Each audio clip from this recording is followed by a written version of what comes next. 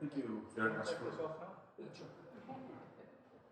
So I guess we have plenty of questions.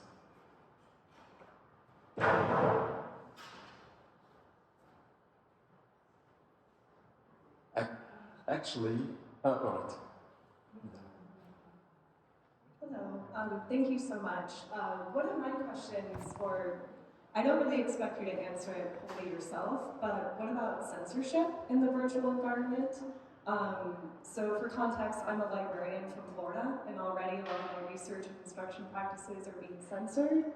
And so imagine if you're trying to do like critical race theory or gender and sexuality studies, and the VR stops working, and it intentionally hears you. But on the flip side, what if somebody wanted to use a tool to like plot a violent crime? So I feel like one of the big questions going forward will be negotiating the balance of censorship in terms of privacy and safety. It's dangerous for you to be here. You must be the only librarian left. I do have some points on that. This is an issue that I prefer to generally ignore, because it is really tough. However, it is really, really important that VR should not be a CD-ROM, what I like to call information ghetto.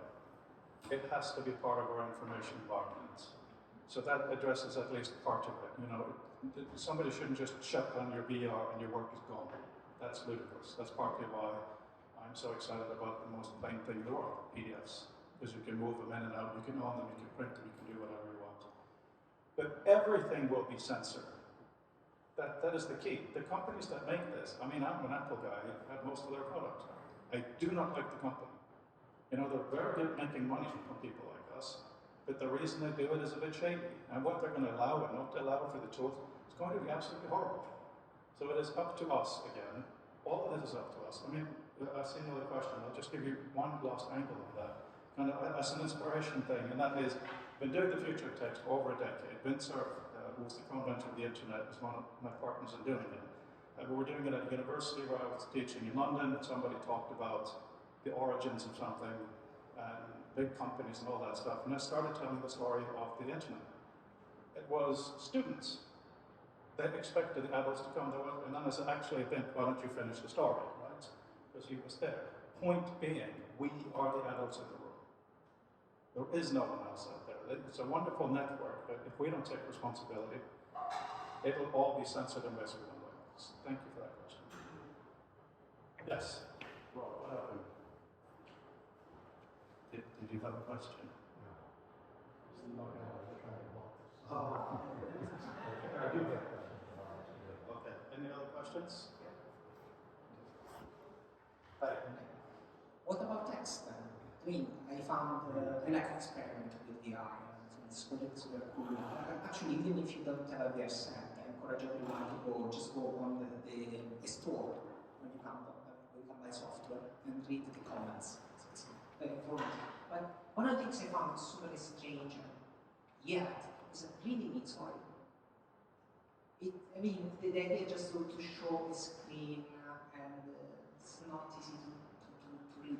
What's the do you have a perspective of that? Oh, absolutely, of course I do.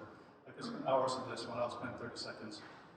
You're completely right and completely wrong, depending on what kind of reading you're doing. You know, I'm all about digital text, all of that stuff, but a lot of the text I read on paper. You know, there's no question about paper having really special things for the human interaction. But if you're reading in a more networked way, you want to see the space of something, then VR becomes something else. One of the people on our team who actually works at Apple, he has the Vision Pro. The quality of that thing is absolutely outstanding, beyond anything that we've tried before. So reading on there is much more pleasant. Don't forget, it's only recently on our screens we have retina displays. You know, not that many years ago we had little pixels, and we were totally fine with it. So I don't think you're going to read a lot in a VR headset. I think it's going to be when you have your entire massive library and you want to find something, or do a graph or something like that. But the future will. Sam? I mean, it's really interesting. There are lots of little bits that kind of came out of this. I was thinking about kind of Bart talking about the chemists as the inventors of photography because they would want to devise a process by which photographers then decide how to use them and kind of expanding out from there. But I think there's also this question of iteration. you mentioned, another thing we can think about Xanadu, there's fantastic centralizing ideas, great ideas about standardization, but amazing ideas about copyright as well, which didn't happen because while that was going on, there was a whole bunch of mess happening, which created one state and then created another state. I suppose the question is, this has the same kind of logic of let's create a standard, let's set it now, let's determine this direction of travel, which doesn't work because what happens is stuff occurs and you have iteration upon iteration upon iteration. Most of my communication with my line manager is through WhatsApp, which it would not have been 2 years ago, 3 years ago. Email comes and goes, Google Wave, like that was an intensity thing, and if it happens at the right moment, it catches and it spreads. So I wonder if it's actually better to allow VR to be iterative, to go through these kind of painful processes, as opposed to trying to stamp a structure and say, and then create the world of work. Like it is, we create our tools and the tools create us, but how does that actually operate in practice? I'm not trying to say that we should decide the future of VR now at all. But I am saying that it is crucial that we define many futures of VR. Because every time we put on a headset, our imagination will shrink. We'll find out more realities, but we'll lose less possibilities. When I started in this whole game, I was Mac, Windows, hate it. And then I decided, okay, what came before? That's when I found out it said in that history of all these things that are now mentally really hard to think of. So all I'm saying is we shouldn't just let the big companies that own the headsets define the interactions. Right? Like Dini's exhibition of all these different interactive works of art, that is really important. And that we have ways to look back upon them. Because I'm thinking about my great-great-grandchildren. Where are they going to get their inspiration from? It's going to be us. Part of it will be us. Whatever we write down now as virgin brains, so to speak, will be useful for them. I have a question myself. Could you just go back a few slides where you have the screenshots of your work? Oh, the actual... yeah, the rooms? Yeah, the rooms. Actually, you stand to the side. Oh, sorry. Right. Since you're referring to something, thanks. I mean, this one? Yeah, exactly. Okay, I'm going to remove the text. It's fine, it's all fine. So, the issue I have with VR is that, first of all, I fully agree with what you're saying. So we need to be creative, we need to get into the next level of using a new device, basically. But what I see in most VR projects is mimicking 2D spaces, mimicking screens. I see quite a number of screens in your space, basically. And what also VR projects, many VR projects are doing, is mimicking the physical world. So I see, for example, a desk there. So we have screens and we have desks. And the question I have is basically, when looking at these screenshots, what do we gain with that instead of having a screen, a 2D screen on my physical desk? Or for example, having a portable computer showing exactly what I would see with VR on a wall. So what do we gain? This, I believe, is an important question. I'm not criticizing you. No, I have points on this. Okay, so no question that you're right asking the question. That is absolutely one of the crucial questions. To me, there's two parts. Stuff we know actually helps us get into it a little bit, which is a little bit bad considering what I said about the Apple spaces. But this is, all these screenshots, actually the things in the room, is my own software. Right, so it's just put it in a different way, because Vinter, you said, what's the point of VR? It's just a big display. Well, it's a big display you can put anywhere and change anywhere you want, and it has no more cost than you can have many of them. But one of the things last year, Future of Text, was at the Linnaean Society. And Carl Linnaeus, he used little index cards to think about, that's why we had it there. So we built a little Linnaean library in VR, and we started doing these lines to connect things. It was absolutely horrible, because they felt like physical lines, like washing lines. So even though they weren't in our face, just being close to them, it felt like it was really oppressive.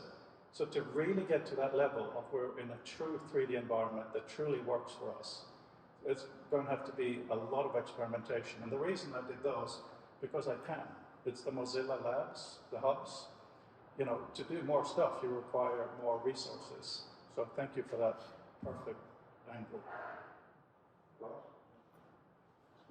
Small comment on that, very good question, is that all new technology when they first started to get used. It's used in the old way. Okay, this is the fate of all new technology. So, for example, when cinema came on, you did theater actually, reproduced theater. You didn't have montage, camera didn't move, and stuff like that. So the first, although the Lumiere brothers in the end of 19th century invented cinema for the masses, it took 10 years for some director to move the camera, like in the train robbery, a movie from the US, 1910 or 15. So it takes some time to experiment. And this is what I agree with you. So you do it there, and then you know something doesn't fit well, or that something can get much more better, or can be implemented in a different way. So I completely agree with this evolutionary way of doing things. You can reproduce things, but then you feel that something isn't wrong, or something isn't right. Yeah, and exactly, it has to be from us, not the people selling. Do you know why Hypercar was developed? You know, this big hypertext thing. It was developed because Apple did a really good job selling flat things, the desktop publishing, and they realized in order to really show the ability of these machines, it had to be more interactive. So Bill Atkinson started working on something called Wildcard. It was only a few weeks before release, because of the name Hypertext, the first conference, that they changed it to Hypercar, right? Absolutely ludicrous story. You know, the people who sell, all of us, including me selling this perspective, there's a reason for it. So you have to fight for your own virtual future. Sorry for preaching again. One more question, please.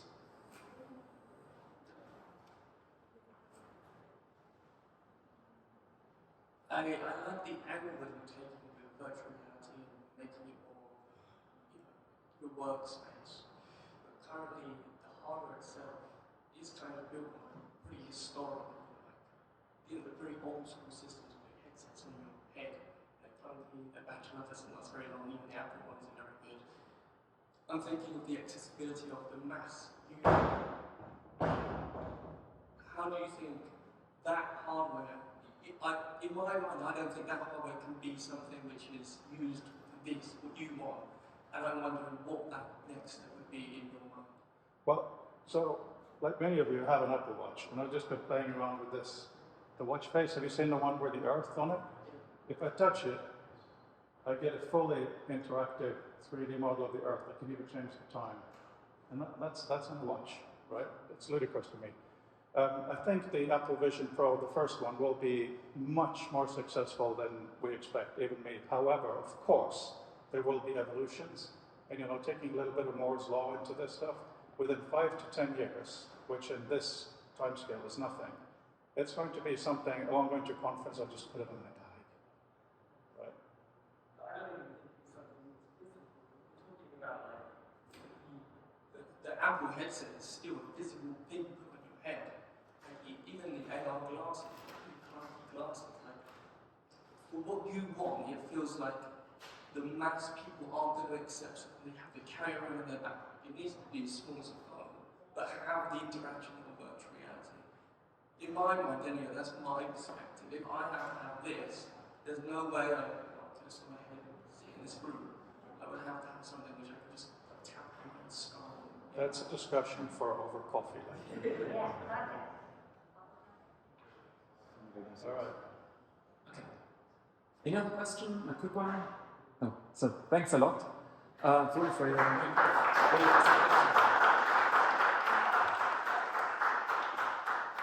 And I'm calling Jessica to introduce the next speaker. Okay, our next presenter is Jamie Lucy from Dalhousie University in Canada. He is well known in the hypertext community. Jamie has been general co-chair of hypertext and social media since 2016 at his place in Halifax. He is heading the research group on hypertext augmenting intelligent knowledge use, or HiQ, and he will present about the project bringing artworks into conversation. Jamie, the floor is yours.